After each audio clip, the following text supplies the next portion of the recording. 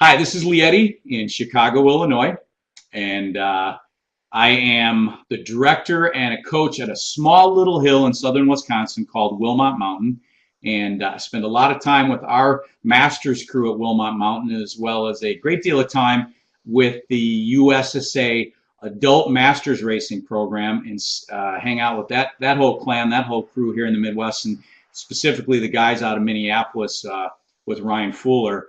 And just coming to you from Chicago, but we are very honored today to have with us a very special guest who's chiseled some time out of his busy schedule, because tomorrow is in fact Thanksgiving, and then the very next day, if I've got this right, the very next day is the first race on U.S. soil for the women's U.S. ski team. So he's going to be very busy there. But we have one of the coaches for the women's U.S. team, most specifically works very closely with one of our biggest successes, Michaela Schifrin, and Brandon Dyksterhouse. So Brandon, thank you very much for joining us today. Thanks, Lee. Happy to be here. Pleasure to have you, and giving us some of your expertise, your observation, your insights and learnings at an elite level as we talk a little bit more about some of us old fogies on the master circuit. So again, Brandon, thank you very much for your time, and to respect your time, we'll move into our discussion, and again, look for some of your expertise. But before we do that, if I could just ask you to give, I'm sure most of the audience knows who you are and is very grateful for the work you do and the success you've had. But for some of us that may not, just give us a little bit of your background and how you've aspired to be where you're at today.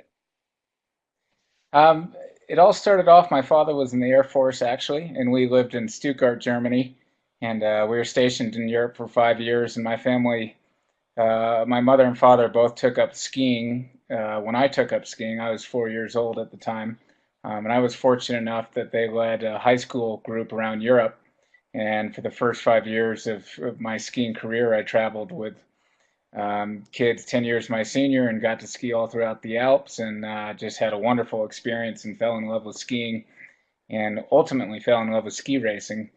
When we returned to the States, my dad moved to Hill Air Force Base in Ogden, Utah. That's where I took up ski racing out of the Ogden Valley ski team. After that, my father actually retired from the Air Force, and we moved to Seattle to be closer to my parents' family. And upon retirement, he took a new job with Boeing, and 6 months later, he was asked to move to Saudi Arabia. So at the tender age of 13, my dad looked me in the eye and said, how serious are you about ski racing? And at the time, I said, I think I'm serious. And I ended up in a ski academy back east, and yeah, spent my high school years there, went on to race for the University of Vermont, continued after UVM to try to make it on the World Cup. Unfortunately, I had a couple pretty big injuries that forced me out of competitive racing. George Brooks at the University of New Mexico was kind enough to hire me as the assistant at the University of New Mexico, where I was able to get a master's degree and continue my love of ski racing. And at the time, I was both racing and coaching with the team. And that's kind of how it all started for me. It wasn't until NCAA championships that year when I watched kids that I had worked with, and they were actually close to my age, but watching them have success, that I realized that, wow, this coaching is pretty fun, and I think I can have an impact. And here we are 15 years later. Did I'll go ahead and pull my video back up here. So not a big, no big challenges or competitive schools in Saudi Arabia that were attracting your attention as a ski academy? Not a whole lot of skiing. A lot of sunscreen, a lot of swimming pools, but not a whole lot of skiing. Yeah, well, nice little break, something radically different, right? Exactly, exactly. I'd go home for Christmas and come back to Vermont with a tan, and people would ask me, "Where were you?" So it was pretty Yeah. fun. Well, thank you for sharing that background. And I want to ask you, as you, and I didn't know this about UVM, but as you were a competitor and athlete on the hill as well as a coach, yeah, that brings a whole nother perspective to it. What did you learn by doing both of those? Because and I ask this because not to the same level, but I think a lot of older guys in the master's program throughout the country find themselves trying to balance both, still stay competitive and battle off arthritis, but also giving up their time coaching other masters racers. What did you learn through that? The biggest challenge for me was being able to perform athletically at a level where it made sense for me to still do it. And that took an extraordinary amount of time, both in and out of the gym, having skis and equipment always prepared, um, and being warmed up to the point. And I kind of wish I had this in my own racing career, but knowing that I would have so few runs because I was there to coach the kids, that my runs had to count. So I would say increase in focus and intensity allowed the one or two runs a day or whatever it was, the abbreviated session, to still be meaningful so that I was a productive asset both as a visual and someone who was coaching their own skiing. Yeah, that's perfect. Thank you very much for that. Because as a matter of fact, one of the questions that Ryan Fuller had listed out as being a question is that balance of time, especially as we get older, time becomes so precious, right? Right. With so many obligations. So I think that highlighting the intensity becomes more of a factor as a key. We'll come back to that in just a little while. So we'll go ahead and go roll forward and just, I'm going to throw out some questions to you and just informally, let us know what your thoughts are.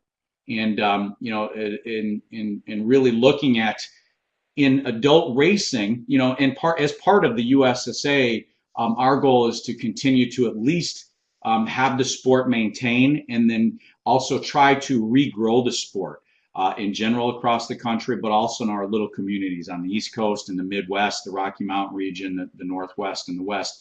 And there's two different types of skiers that we attract to the sport are those folks that have graduated from the junior USSA FIS programs, the collegiate programs, maybe took a break to make a little bit of money and pay off some college debt, as well as the folks that maybe don't have a background in ski racing and have got excited from it from doing NASTAR or some local race programs. You know, um, for those folks, like it says on the screen there, for those folks that do have a strong foundational background in other race programs, what would be your recommendations for them as they transition to more of an adult race program or even transition into competitive racing as an adult?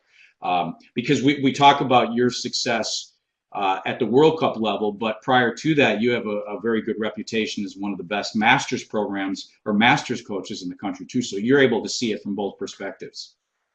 Right. I spent a lot of time when I first started coaching, running masters camps, and what appealed to me most is that you could have anywhere from 20-year-olds to 80-year-olds that had the passion of the kids that I was working with. And I think, a part of being a coach, you want to work with an athlete or an individual that exudes as much passion as you do. And I found that the masters community actually at times had more people uh, that were more passionate than actually the kids.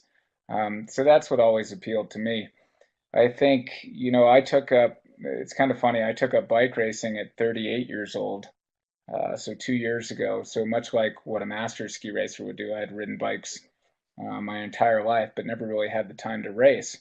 And the community was so welcoming, and it was such a positive experience for me that now I'm as psychotic about bike racing as I ever was about ski racing. And I think that's part of looking forward. How do we create events and environments where people actually want to come? And I think there has been a little bit of a disconnect in the U.S. We have great rec leagues for basketball, baseball, soccer. Bike racing is huge, huge, huge in Colorado. I mean, the participant base is massive, and I've always wondered why can't ski racing be the same. Um, so definitely a big hurdle, but I think it can happen. Um, you know, I think the environment has to be one that's fun and social. Um, I did a lot of beer league racing, if you will, in Bolton Valley in Vermont, and we'd have 250 people out a night, and they'd have a band and pizza and beers, and the We're, course was 18 seconds we're going to long. bring up the beer aspect in just a second.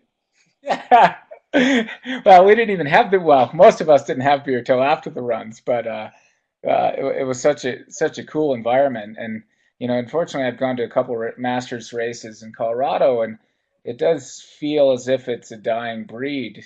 And it's kind of a shame just because so many people love to ski and ski race out here.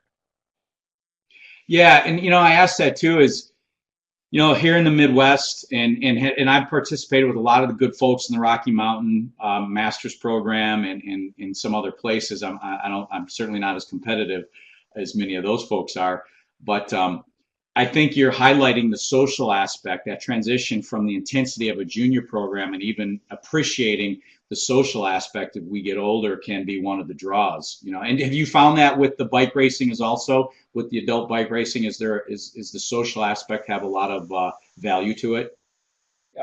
I believe it does. I take even in bike racing, I take training very seriously, but I think all these things are much more enjoyable where people are welcoming and supportive. Some of my best friends in bike racing are ski racers that actually brought me over from skiing. Um, I think what's hard sometimes, at least in Rocky Mountain Masters, is that you have to realize that most of the people that put on races, they're volunteers. They're not getting paid. It's cold. They're giving up their freedom to put on these events. And if you can go in open-minded and everyone pitches in to give a helping hand, then I think it can really be a great experience. Um, Yeah, yeah, that's a great point. Is as kids, everything is done basically on the hill for them, whereas you transition into the adult racing a few years down the road, you're just as much a part of putting the race on as you are participating in it. I remember I raced, I think it was Gunstock actually, at a Masters race, and they let me set for the race, which was so fun to be able to set the course and race the course. And, I think more things like that, getting people involved on all levels. This is how you set a flush. This is why you would set here versus there. And, I think it could be a real learning experience and trickle down into being more involved in productive ways with their children as well on the hill. Yeah, and then the pressures with adults of actually setting a good course because they've spent so much money to get there, and then one crazy gate can wreck a whole weekend, right? Right, right. And then what about the folks that were also trying to attract some of the NASCAR racers or folks that just see red and blue on the hill and get all excited, which sometimes is the case. What would you say, about those folks? What recommendations might you have for us as coaches to do a better job of attracting them? I think as much as we can to be helpful and informative with equipment setup. You take any kid, any adult, and if they're in the wrong equipment, too stiff a boot, too long a ski, they're going to have a negative experience. So obviously these things are all pretty costly, but you'd never send someone out on a bike that's two sizes too big Yeah. to go bike race. It would just be horribly uncomfortable and inefficient. So I think the similar aspects apply in ski racing. How can we help these, you know, put them in an environment where they actually can improve and feel good about their skiing?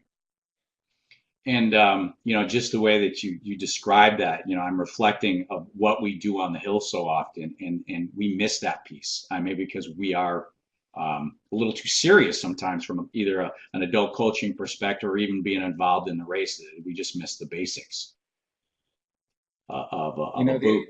the other piece I think, at least with NASCAR, that I think is quite neat is that, and I see it in junior races all around the country, is that coaches think they're doing their athletes a service by setting easy. And I don't think that setting easy um, engages the kids. I was at a U14 race last year where it was straight down the fall line. The turns were too big and there was not enough offset. and the kids all skied defensive the whole way down the hill. And um, I don't think that's a positive experience because they're not challenging themselves and learning how their equipment works and how to make a turn versus, just feeling like they're out of control the entire way. So I think it's very important for administrators, coaches to set to the level of the athlete and maybe just above, um, but take into account, are they on a 23-meter radius ski or are they on a 35-meter radius GS ski? Because that obviously does have implications for the enjoyment or satisfaction they get out of the day. Now, I know not everyone has access to all the equipment, but um, in areas that we can help, I think it's important. Or yeah, or even some of the masters that are on the 16-meter GS ski. Right, right, So across the being conscious of the full spectrum. right. And that really, it does kind of lead to the next talking point, if you will, is from a coach at an elite level with the experience that you have. Everything a lot of times does come back to the basics. As you think about ski racing, as you think about adults that are either re-engaging in the sport or, showing up every day trying to get better. What are some of the foundational pieces that we've got to continue to remind ourselves of? I think the U.S. ski team has that pyramid, that progression pyramid that they work off of. From your perspective, what would you say really are the foundational elements that we always need to be conscious of? I think the same things that have applied throughout the last 50 years still apply today.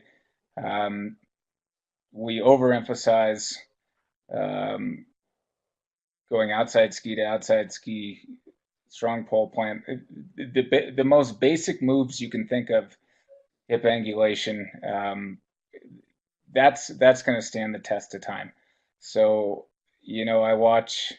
It's been a real pleasure working with someone like Michaela, whose foundation is rock solid, and seeing some. You can have racers come through who are more or less uh, fads for a week here, a week there. They can be fast, but they don't have the foundation to be consistent week in and week out, injected slope to hard man made, steep to flat.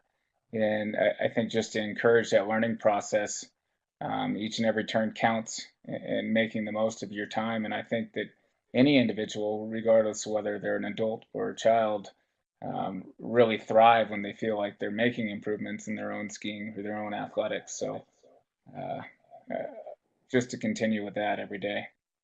And building on that, and not to necessarily put you on the spot for the exact one, two, threes, but as you're working with somebody that foundationally sees, like you had said, hip angulation or upper body separation, right? Upper body, lower body separation, and having that foundationally down. As you move up, what might be the next piece that becomes important, and maybe one or two above that starts to fill in the pyramid? What would you say? I think if you're pretty technically solid, the next piece, at least in terms of racing to look at, um, is how do you coach tactically and where do you, um, you know, with Michaela, I guess, so to take you back to this spring, we did a ton of work in GS, ton of work through terrain, and actually spent a decent amount of time on speed skis. And as natural as it is for her to see line and move through terrain in slalom, it was a pretty foreign concept for her in GS and Super G. And little things like driving mountain passes and learning where to put the apex of the turn were extremely helpful for her.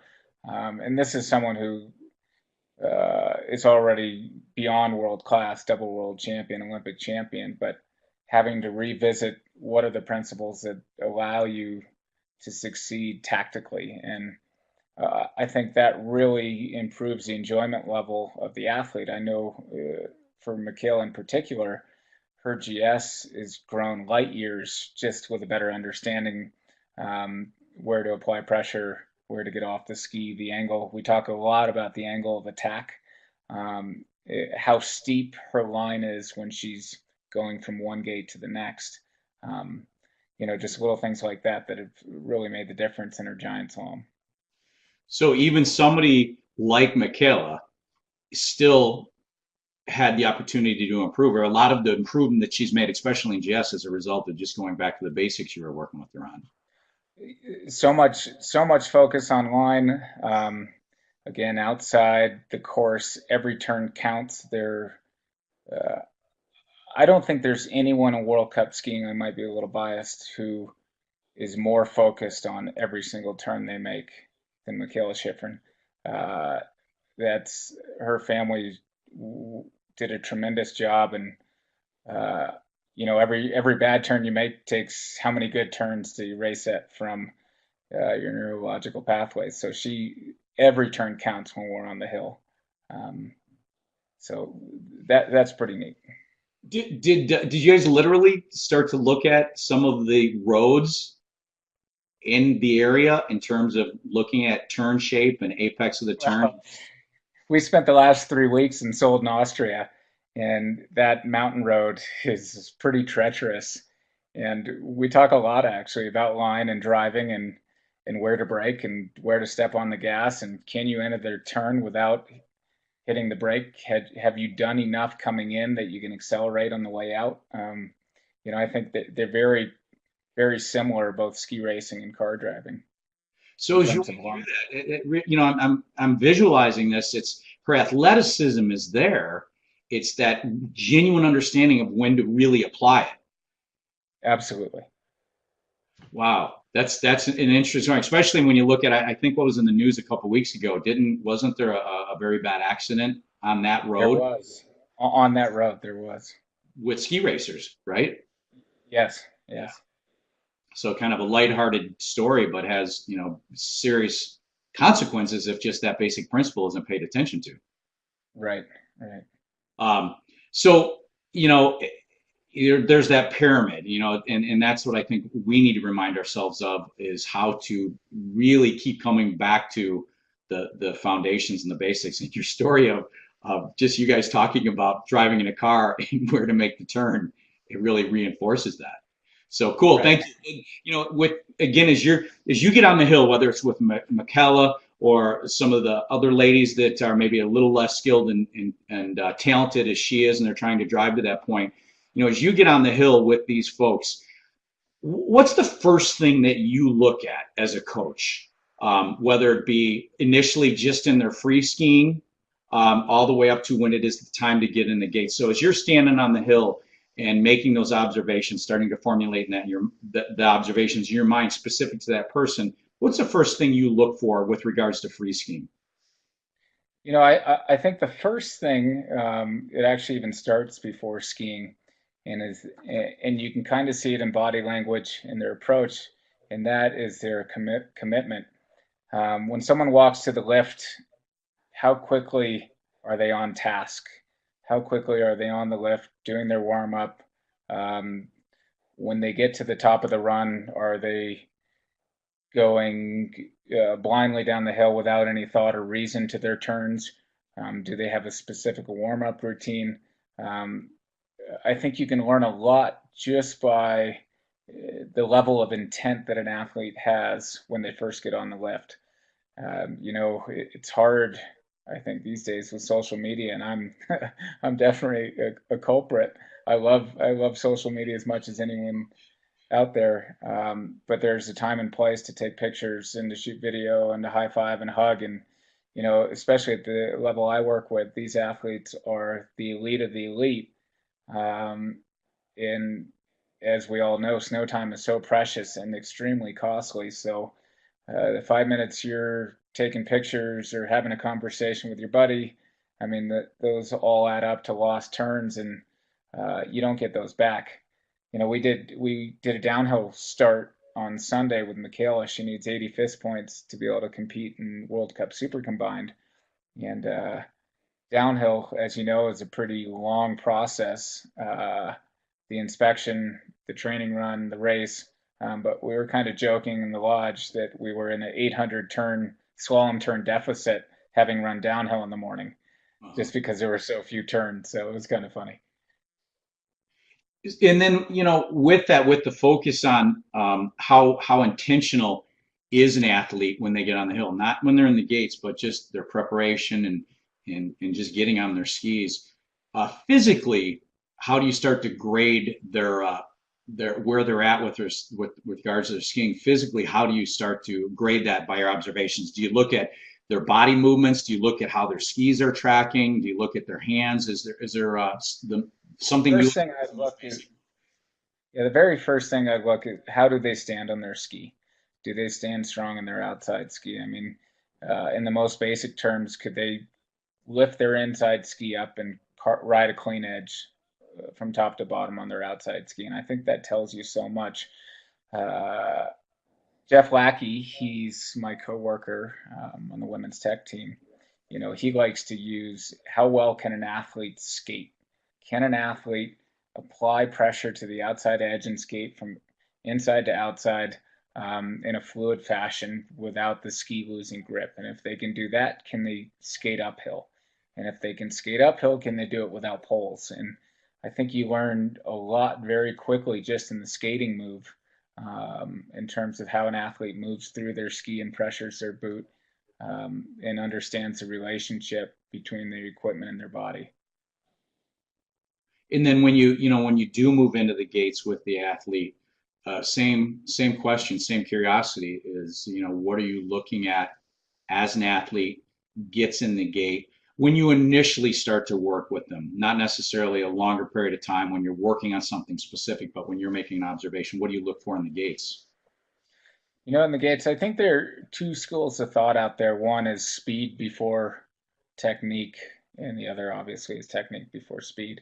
I'm a proponent of doing everything you can outside the gates to build that foundation before looking for speed. I've heard some great arguments the other way. I just think that once you're in the gates, it's extremely difficult to actually change technique. So when an athlete gets in the gates, do they have extraneous arm movements, leg movements, um, rotary movements out of balance that are really limiting factors uh, for their long run success? And I think that you can see that pretty quickly. You know, I like to take a guy like Jens Bigmark, who it wasn't that long ago he won back-to-back slalom races in Kitzbühel.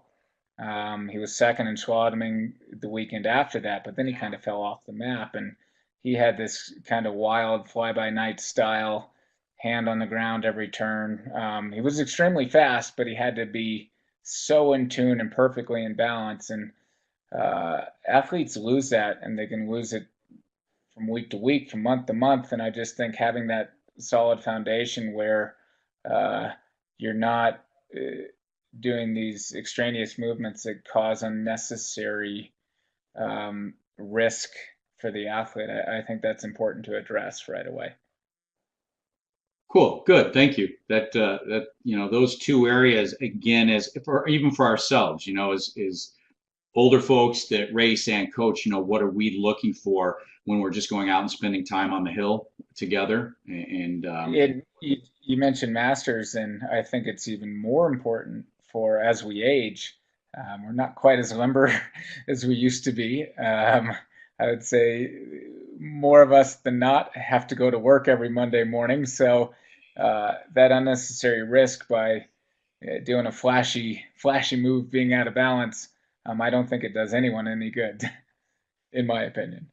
Yeah, and that was again, that comes back to a couple questions that Ryan had. We'll hit in just a second about, since time is precious, what is it that we really do focus on to get the most bang for the buck? Before we get there though, what I'd like to do, and we can go through this very quickly, but just to reinforce what we just talked about, can I show a couple of videos of your client? My boss. Boss. Yeah, your boss and your boss's boss. Exactly. Mrs. Schifrin, we've all seen the video. She's definitely a coach too, right? Um, is just what I like to do is just show a slalom, a segment of slalom, and just from your perspective, when you might talk to Michaela after at the level that she skis at, what might you be talking about in terms of what went well, where might be there where might there be areas of opportunity. So I think you can see this okay on your screen. Do you see that? I can. The I remember it very well. Yeah, I'm not only do you see it, yes, you remember it. That is true. I'll play this through, and then if you could just stop me at a couple of points that you think are worth chatting about for a second, okay? Michaela Schifrin can pick up her second world title at the age of 19. Michaela Schifrin can pick up her second world title. So I turned the audio off. Just lag here. So that's actually a great place to stop if you want to stop. Yeah, I was, because I'm thinking of the discussion now between the transition, and I turned their audio off of, I think it was NBC, just because I think your input's a little more valid on this conversation than theirs. So yeah, what do you see there? Just watching out of the gate, it kind of horrifies me to look at it, and I actually remember it like it was yesterday. But the line was so conservative right out of the gate, and not only would I be worried about her losing time, but she's climbing up the hill so much that she actually puts her in a position where straddles become um, more likely than not, just because she has to wait to apply pressure to the outside ski. So I'm glad she made it down this run with that conservative approach right out of the gate. Is that something, because you've heard on television, and I think especially the NBC Sports Network, that's been a little bit of the discussion, that she has a little bit of a slow start, gets in the groove, middle of the course, and then really hammers it at the bottom. Is that still part of the conversation with you guys right now, or do you feel she's addressing that? We talked about that a lot. I did. I took every race run from her World Cup experience, both slalom and giant slalom, took every split and mapped it out where she was relative to the field. And everyone thinks that Michaela is so much stronger in the last third or last quarter of the race that she really turns it on. I actually don't believe that. I think that technically she's so sound that she has less breakdown. So she's not going any faster, but she's also not going any slower. So where other athletes start to tire and their technique falters, I think she's the best at the business in staying technically solid from first gate to last. Wow, great observation, because there certainly is a misconception out there She around. actually she actually says, I I give her a hard time quite often because we have mics in our ear on race day, and she'll come out of the start on second run, and she'll have this lead, and she'll start to lose the lead, and I'll start cursing my video camera, and she always brings it back. And I'll say, "Why weren't you going for it up top?" And she'll say, I was going as hard as I could." And I think she's just so consistent from top to bottom that it really is an optical illusion. Yeah. And when you see this piece of the video, even right there, between the gates, the end of one, the start of the next, which is a big part of the discussion right now. What do you look for there? Or what do you see that that she's doing well, and what do you talk about when you talk about that phase of the turn with her? So just looking at that specific picture, we talk a lot about facing out, and facing out, it can be described in a number of different ways, but that's how she likes to discuss it. And facing out is knees, hips, shoulders, moving out in the direction of travel of the skis, so moving out past the rise line. And you can very clearly see in this picture that her skis are still tracking out, shoulders are facing out. So I would say all that is right on. The one thing I don't like looking at this picture that she spent a lot of time working on is taking a much steeper angle of attack. Somewhat hard to tell from here, but I would say that she's a little high with her line, so climbing up the hill, whereas uh, next World Cup, if you watch her race, she has a piece of tape halfway down her shin guards, and on that piece of tape, try to get her to take her inside leg below that piece of tape. So that is both the angle of attack and how tight she can run she can run to the gate. And obviously, if you can run more direct, you can create a shorter arc that's more taxing on the body and can create instability if you're out of balance. But obviously, she's so technically solid that I feel confident, and she feels confident that she can pull it off more often than not. So that's actually been one of our primary focuses of late. How direct can you go while still having the pressure and the release done by the gate? So is an adult racer hearing that and taking away some key points that you articulated very well, but then also saying, here's the adjustment that we may need to make or want to make as is an older person with less flexibility, with less strength and endurance. What would be the takeaway you'd say, here's what you might be a little bit different for an adult? You know, I talk a lot, or I used to talk a lot actually, with the masters community about being in your happy place. And your happy place to me is if you can picture a penalty kick in the position that the soccer goalie is in, knees flexed, ankles flexed, pelvis tilted, shoulders in front of the pelvis, and hands in front. It's a position that allows them to move forward, side to side, front to back. Very balanced, very strong position. You can engage from your right foot, you can engage from your left foot, you can move your hips forward, you can move your hips back. What she's able to do, she is in that position later into the top of the turn than I would say a masters racer could or should be. Now, she's trying to create the shortest, fastest arc humanly possible, and obviously that creates and causes, it requires an incredible deal of strength, and also you have to have the equipment that can support that aggressive of a line. I think for the masters crowd, and especially those struggling with consistency or just trying to improve on a day-to-day basis, spreading that out so a little more above, a little more below, but still trying to achieve that goalie position when they hit the rise line. Wow, very good explanation. And then just a little extra Advil. And just exactly. Uh, A little extra Advil, and then maybe initially maybe taking that first shot before the race. right. Whatever it Um, takes. and a little bit of a transition here to obviously one that you remember very, very well. Most recently is just maybe a couple takeaways on the GS here. So we'll go ahead and play this. Michaela Schifrin also having a solid run. She tied last year for the victory with the skier who is out now, Fenninger. So it looked like it was open season for her. So I'll go ahead and come through this a little bit to maybe the Seaford section here.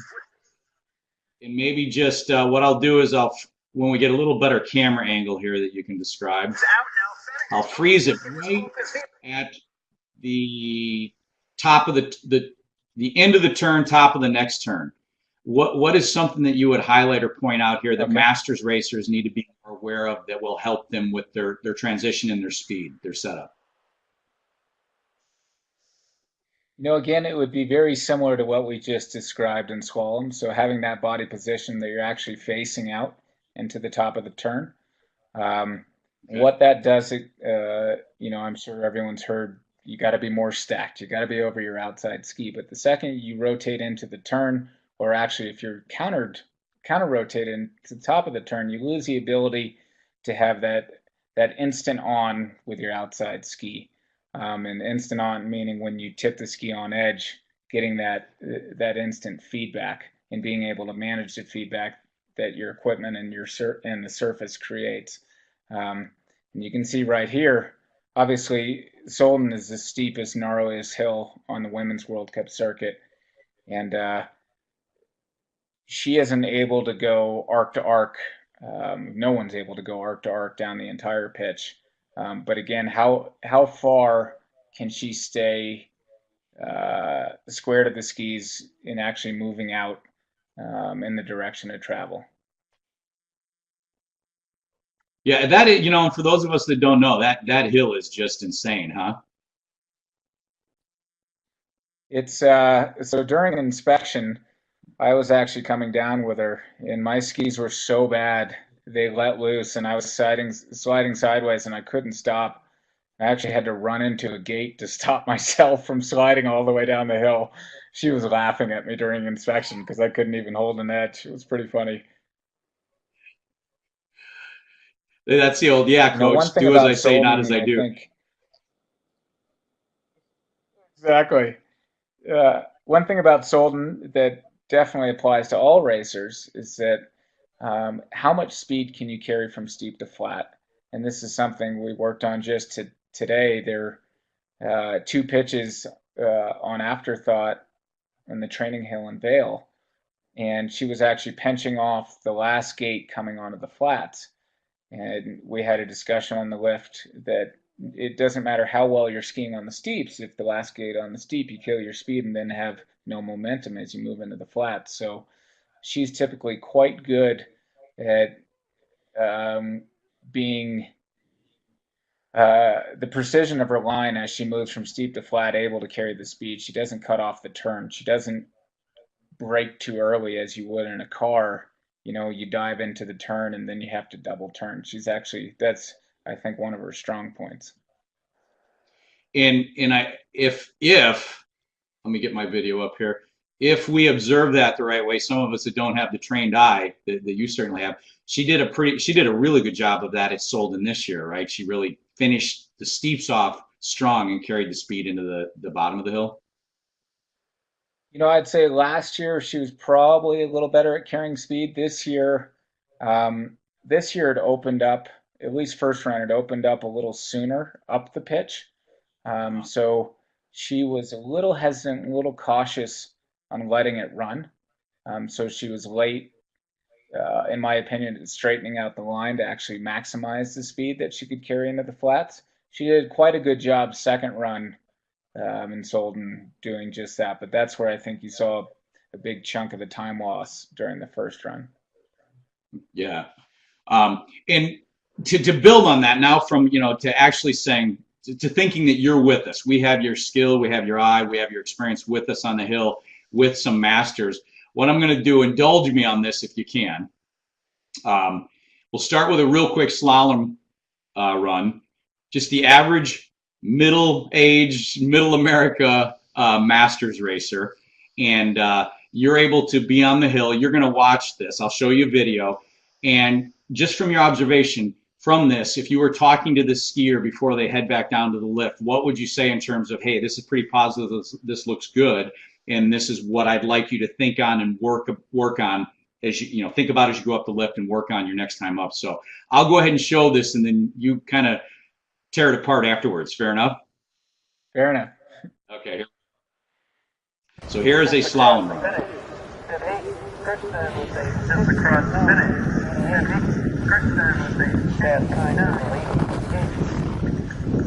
Staff time complete.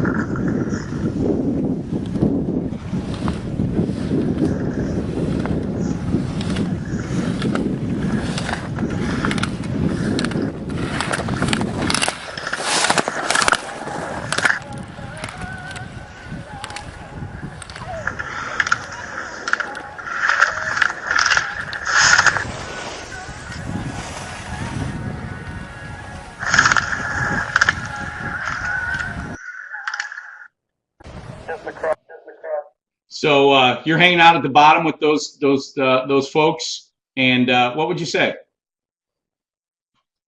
You know, my first impression would be great foundation. I mean, stand strong on the outside ski, very disciplined upper body.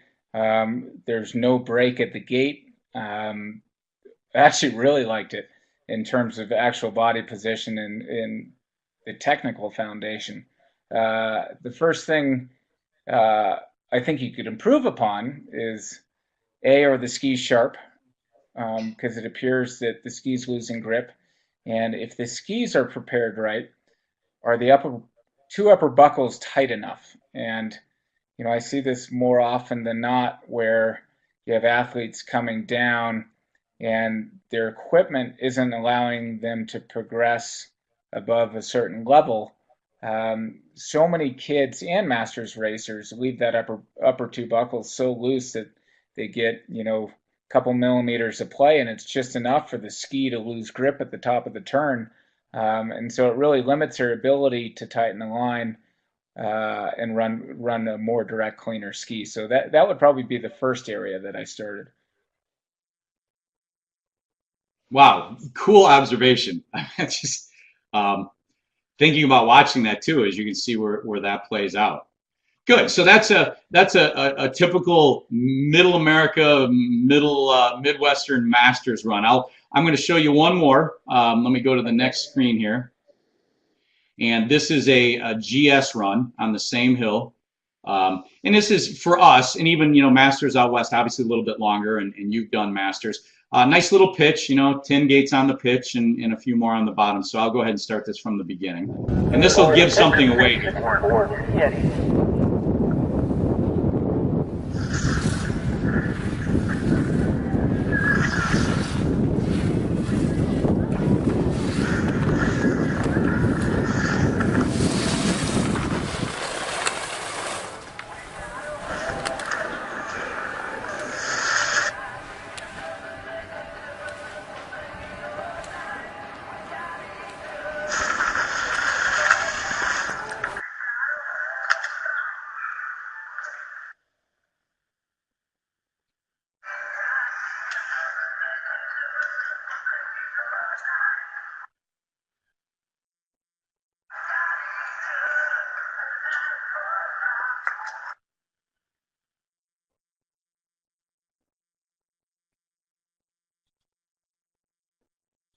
Did that go ahead and finish up?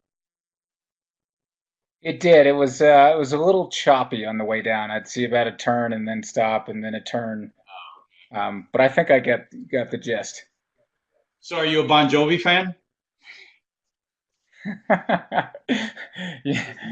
In my younger years, I actually hung out at a bar in Austria all night because they had Bon Jovi posters and they told us Bon Jovi was coming. It happened to be a Bon Jovi tribute band, which we learned 5 hours into the night. But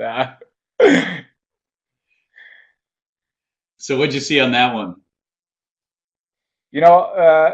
Similar with the equipment, such that I really think that something is limiting the athlete's ability to progress their line.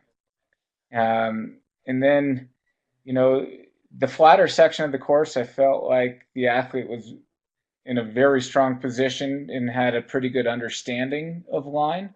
On the pitch, I thought the athlete struggled far more down the pitch in giant slalom than slalom, and that the understanding wasn't quite as good. And for someone like that, just watching those turns down the pitch, that's someone I would immediately pull out, make them section the pitch, start 2 gates above the flats. If they can handle the line, 2 gates, move them up to 3 gates above the flats, and so on and so forth. But try to create an experience where every run they're getting a little better, as opposed to ingraining habits that they'd probably not like to take with them.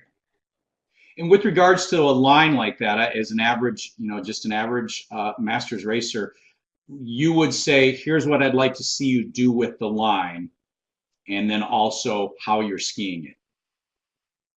Correct. So at least on the pitch and the couple turns that I could see, the line, there was a lot of climbing up the hill, and there was a lot of pivoting / braking meter, 2 meters before the athlete got out past the rise line. So if I was able to slow motion and take a still shot at the rise line, I don't think we'd see the athlete facing out. So the skis tracking out, knees, hips, and shoulders also tracking out as they pass the gate.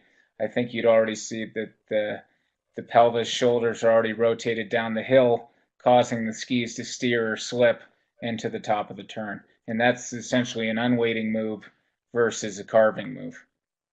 Awesome. Thank you. And you may have heard this on the video or not, because I think it was on the announcement. That was actually me. I was under the assumption that it was probably you, but I didn't hear it. You said there was going to be a giveaway, but mine cut out. Oh, okay. Well, good. But the reality is that, it was not in a narcissistic sense. I'm trying to be a little more humble here in that, hey, I'm not going to get you on the line and not get some personal coaching. Perfect. That. But I think with all honesty, I'm about as average of a ski racer as you're going to get, really. So it's just a good middle road. There's a lot of guys here in the Midwest that are way faster than I am. And then there's folks that are, learning. So I think I'm right in the middle. So the observation around that, is going to serve us well in this presentation. And again, that's just a good justification for you giving me personal coaching. Excellent. Thank you very much. And I did want to add, I talked to over the last couple of days, I talked to one of our guys that just puts in, and you might even know him. He puts in a ton of work here in the Midwest. I do some races and do some coaching at a small little hill in southern Wisconsin. He puts a ton of work in representing the USSA program in the Midwest. His name is Ryan Fuller, and he really runs the whole deal for the Midwest, and he's one of the coaches also. He said, hey, if you got time on the horn with somebody like Brandon, I got some questions. So fantastic. Here's what he asked, and you can address these as quickly as you possibly can. Children really are, kids are sponges, they believe in their heroes, whereas adults, we can kind of be old stodgy folks that are set in our ways. How do you typically work with that and crack through that as quickly as possible? I think it's really important to have a conversation that's 360, have an open dialogue. If I were to tell you, you need to do this, you need to do that, and you're not able to have a voice, then I don't think that's going to be as impactful as being able to speak to you and say, can you tell me about your run? And then you could say, well, the skis weren't holding and that was my problem. I could say, well, you were starting your turn 2 meters before you even hit the rise line, so there's no way you could even roll your ski up at that point. So to have that kind of open dialogue and be able to explain in a fashion that the athlete understands or can relate to, I think is extremely important. And there isn't a one size fits all by any means. To give you an example, working with Michaela, we can watch any run during the day, and I can say on the fourth gate you need to be 4 inches tighter, on the first pin you need to be 2 inches wider, into the flush you need to skate through the middle, on the last 3 gates the line can tighten by 8 inches, and she can process all that information and actually implement it into her run. Now, there are other tremendous athletes that I've worked with over the years. Brigitte Acton used to come coach at my camps. She was 10th in slalom and giant slalom at the Whistler Olympics. And she couldn't tell you a whole lot about her skiing. She was an extremely talented skier, but she couldn't articulate what was going on, what was happening. So I think you have to be very conscientious of who the athlete is, how receptive they are, and trying to be open to their feedback and describing it in a methodology that makes sense to the both of you. So it really reinforces that social piece that you talked about a little bit earlier as adults, really tapping into being a little more social, building that relationship that's less authoritative as an adult to a child, but more relational, respectful as adults one to the other. Absolutely. And how can you capitalize on the other sports that they may or may not have played throughout their lives? If they're a soccer player, what does it feel like when you cut from a right foot to a left foot? There are a lot of similarities in the movement patterns that you would do on skis, and try to use their past experiences to help get the point across that you're trying to make. Yeah, and when you were talking a little bit earlier about, your transition into having the passion for biking, so many, it seems as though, at least in the Midwest here especially, there's so many folks that are now have moved beyond mountain biking, and cyclocross racing has become very big. And really, and tapping into the, since there is so much turning and so much agility is the line and relating to what they're thinking when that's happening. Does that fit? That's really a good approach.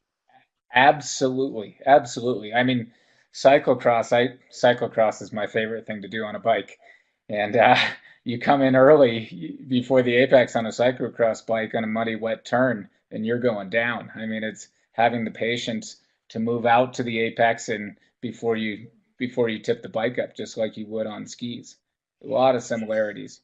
You know, it's wild that yesterday was the very first day that I've ever had a chance to ride a fat bike in snow. Because again, here in Chicago, we had 14, 15 inches of snow just a few days ago. And I had built up a fat bike in the spring just for mud. But it was so interesting as we were riding single track here on the fat bike, and I was third in line, so I had a little bit of the luxury of having the rut and having actually a little bit of the edge. But noticing how my turn could be cleaner because I was watching the folks in front of me, but it was all about line on the fat bike in the snow. All about line. It was all about where you came in and where you exited. And I spent the whole time riding my bike, a lot like with cyclocross, making this association. Every turn I made was a GS turn. It was almost bizarre. So the next time you're on your fat bike, obviously, your outside leg, your outside pedal is lower than your inside leg, inside pedal when you're in the turn. Very similar to ski racing. You're clearing space for your hip to move in by having more flexion in the inside knee, inside leg. The only difference is the hips on your bike is your actual bike versus the hips, your hips when you're skiing. So when you come into a turn, that inside pedal comes up, outside pedal goes down, your bike goes in, you inclinate the bike, but you keep the weight over the outside pedal. So almost identical to skiing. Yeah, great analogy, great description too, especially the hip being the bike. That's a bridge that I think we've never really crossed or discussed. Yeah, so my first time as a fat guy on my fat bike, so it was perfect. And his list here is again, time is precious. You had talked a little bit earlier about intensity. Is an adult with responsibilities and job and travel and again, time being precious. As you think about that list, what's the one thing that you feel has the greatest impact on an adult racer from a performance perspective, again, given our challenges, or getting the most bang for our buck? And the list that we came up with is it really strength training early season? Is it more, as we age, is it more about ability or balance and agility and reflexes? Is it trying to get more on snow training early in the year at a camp? You had highlighted, I think you made a great point about equipment and testing, being more aware of your equipment, or like Ryan said, is it just focusing more on drinking heavily? Anything to numb the pain. For me, I don't stand in boots very well right out of the box, so I have to do a lot of work to even get in a position where I can make a turn. So for me personally, that's one area that I think is very important. However, there are people like Michaela who you can give her a pair of boots and skis and she's going to perform just as well as she did on her own stuff. So, I think the biggest piece is finding, again, it's individualized. What's that trigger? Why do you get out of bed? Why do you want to ski? What's that motivational factor? And if it's for the joy of skiing, then spend more time skiing. If it's learning line, then spend time at the racetrack or on go-karts. If it's a social aspect, have a great group of buddies that you meet up with and go skiing, so you can have beers afterwards. I think it's very individualized, but it all does come down to fun and learning, in my opinion. And if you can create an environment where it's enjoyable and you're actually making progress, then I think you're going to keep people in the sport and attract new ones as well. And with the idea of fun and progress, because it all becomes real on that race day. Some folks have more time to train throughout the week. Some folks don't have any. And for it to be more real and more fun and more productive on that race day, what would be the one or two things that you say, hey, as an adult here's what it looks like on range day. Here's what our focus should be, given that it's important. We just traveled a long ways, and we got to go to work on Monday. And how we feel about ourselves on Monday has a lot to do with how we raced on Saturday. Right.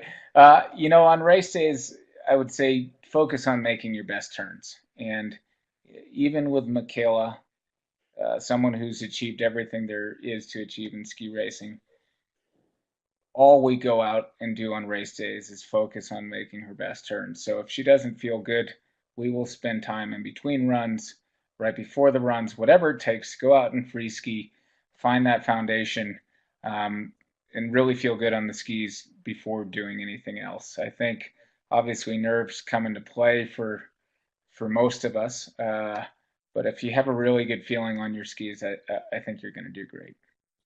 Awesome, perfect answer. And and this is moves beyond just skiing, because what I do for a living is I do executive coaching and leadership coaching with organizations, and it kind of comes back to the blocking and tackling, even for all of us as individuals. Is what are we focusing on when we get out of bed in the morning? You've worked with the best of the best, and I'm going to read it right off the screen. Overall in general, great ski racers stand apart from average ski racers over the course of the year by just a few tenths at every single race, and that adds up at the end of the year. And just based on your experience in the sports that you've played, the racing you've done, the coaching you've done, what makes great skiers great, or great athletes great, and sets them apart from just the average athletes?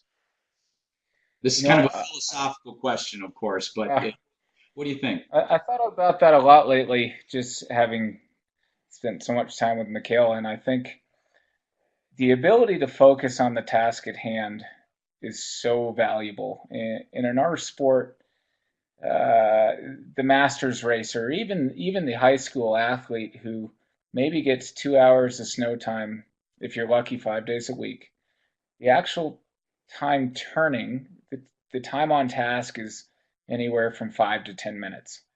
So unlike a soccer player, a basketball player, or a bicycle racer who can spend hours a day at their craft, we are limited to minutes a day to actually making improvement.